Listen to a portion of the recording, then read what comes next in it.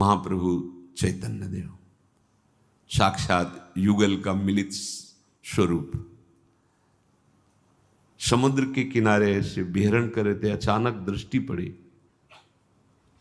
समुद्र का भाव खत्म, यमुना जी, उसमें देखा प्रभु लीला कर रहे हैं, प्रभु बुला रहे हैं, दौड़ पड़े, समुद्र में दौड़ पड़े। अब शरीर तो जल में निमग्न, शुद्ध नहीं।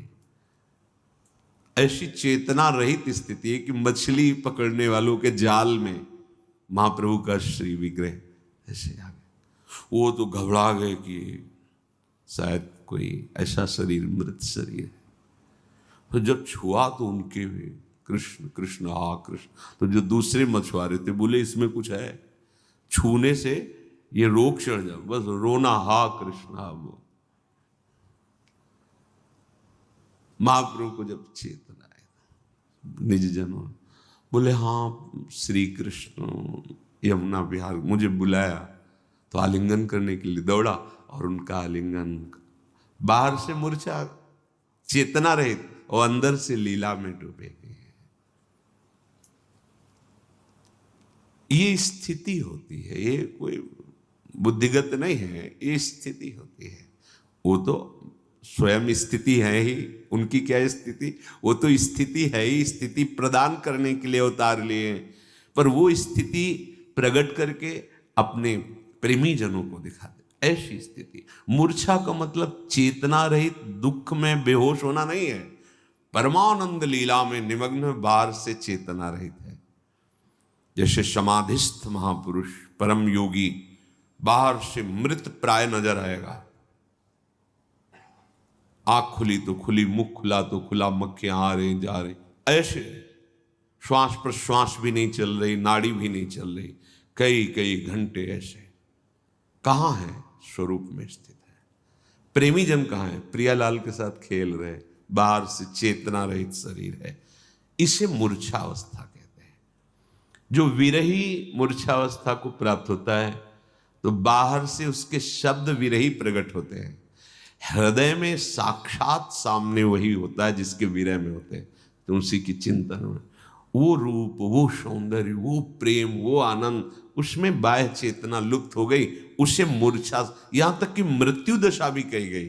प्रेम की आखिरी दशा को मृत्यु दशा, पर वो मृत्यु दशा नहीं है, वो अमृत दशा है। सब चेतना, सब प्राणों की गति भी शून्य नजर आ रही है, लेकिन वो प्रिया प्रीतम में स्थित है। फिर जो बाह्य दशाएं तो फिर संचलित हो गए। ये अलौकिक अवस्था होती है। श्रीपाद कह रहे हैं कदापि विलुठन छितावथ और कदापि मूर्छाम गतो। कभी भूमि पे लौट रहा है तो कभी मूर्छा को प्राप्त होगा। क्यों? बोले महाप्रणय विह्वलो, महाप्रेम ने विकल कर दिया है उसके हृदय को। वो एक महापुरुष अपने राधा वल्लभी, नाम स्मरण नहीं आ रहा, वो गुरुदेव गोस्वामी जी के महल में ऊपर तीसरे खंड पे वो चतुराशी जी हर समय गुनगुनाते रहते थे। ऐसे दृष्टि पड़ी तो यमुना जी देखा, बड़ी दिव्य नावें, सब सहचरियां, कई कई खंड की सुंदर फूलों से श्रृंगारित नावें, और प्रिया प्रीतम, और बुला रहे प्रिया प्रीतम। वो तीसरे खंड से कूद पड़े, काफी कहीं छूट नहीं, मूर्छित पड़े। फिर जब चेतना आई, दरवाजा खटखटाए तो अंदर से बोले तुम तो छत में थे। ऐसे जब महाराज ने पूछा कि आप छत में थे, बाहर कैसे चले गए, तो प्रिया प्रीतम बुला रहे थे, तो नौका विहार को गए थे, और नौका विहार से श्रृंगार में जा रहे हैं, वस्त्र परिवर्तन आदि ले, तो फिर ऐसे तीसरे खंड से गिरे, कहीं कोई चोट नहीं। एक बार वो रसोई अमनिया कर रहे थे श्री जी के लिए, और चतुराशी जी के पद में एकदम ऐसा हुआ कि वो करछी उनकी जांग में घुस, ऐसे गिरे कि करछी वो निकाली गई। कोई उनको पीड़ा नहीं, कोई कष्ट नहीं। ये दिव्यता कैसे आती है? नाम से, आश्रय से आती है। गोस्वामी श्री तुलसीदास जी महाराज कह रहे हैं एक ही साधन सब रिद्धि सिद्धि साधिरे, ग्रसे कलि रोग जोग संयम समाधिरे। भलो जो है पोच जो है, दाहिनो जो बाम रे, राम नाम ही सो अंत सब ही को काम रे। जग नभ बाटिका रही है फली फूली रे, धुआं कैसो धौर हर देखी तू न भूली रे। राम नाम छाड़ी जो भरोसो करे और रे, तुलसी परोसो त्यागी मांगे कूर कौर रे। राम जपु राम जपु राम जपु बावरे, घोर भव नीर निधि नाम निज नावरे। घोर भव नीर निधि नाम निज नावरे। अरे बावरे, केवल नाम पकड़, नाम। गोस्वामी जी बहुत महिमा में, भयानक संसार समुद्र में फेंक दिए गए हो कर्म के परिणाम को भोगने के लिए। अब इसमें सुंदर सुदृढ़ नौका है, इसमें कोई छेद नहीं कर सकता, ऐसी नौका है। इसे कोई पलटा नहीं सकता, ऐसी विशाल नौका है। और इसमें जो बैठा वो पार ही हो गया है, आज तक कोई डूबा नहीं, कोई भी हो। कौन सी नौका? बोले नाम नौका। ये नाम रूपी नाव में बैठ जा, अर्थात निरंतर नाम रट, नाम रट। एक ही साधन है इस कलिकाल में, और सबको तो मलिन करता जा रहा है कलिकाल। इस कलयुग ने योग, योग कैसे हो जब जितेंद्रियता नहीं है, अंतःकरण पवित्र नहीं है, प्राण संयम में नहीं है, शरीर आसनों में बैठने लायक नहीं है।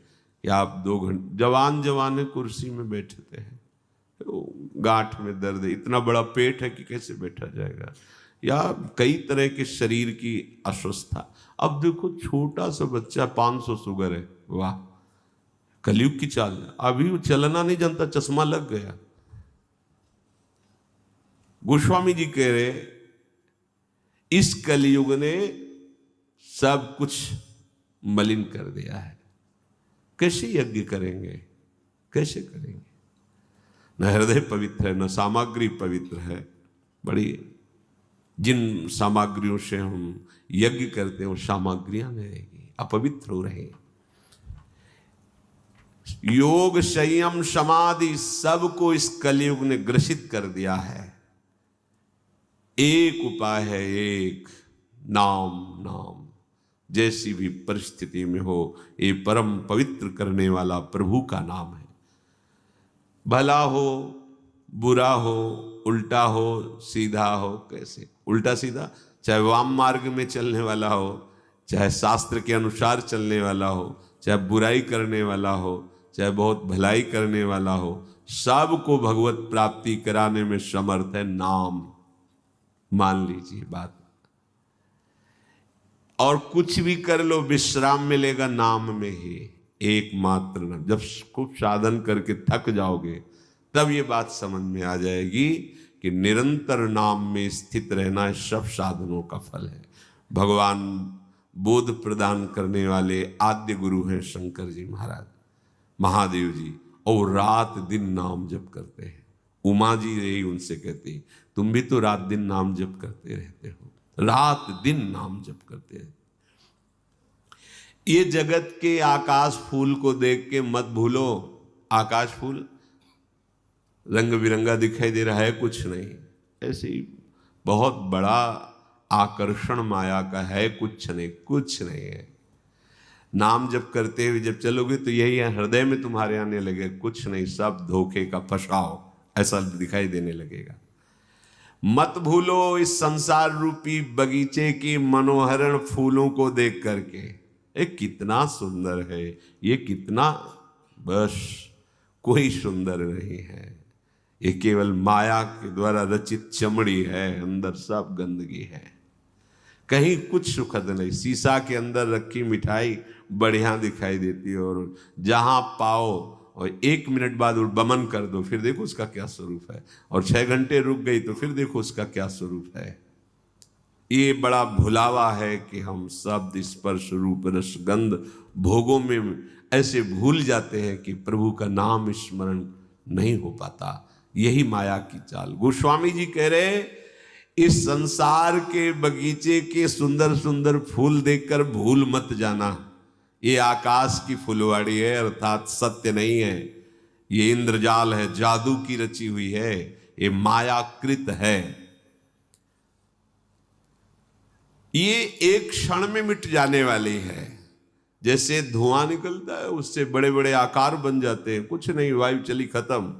ऐसे काल का जिस समय प्रवाह, ऐसे जरा सा हुआ, प्रांत के प्रांत सब नष्ट हो गए, जल में उफान आई, प्रांत के प्रांत डुबो दिए। माया का एक खेल है। जो प्रभु के नाम का आश्रय छोड़कर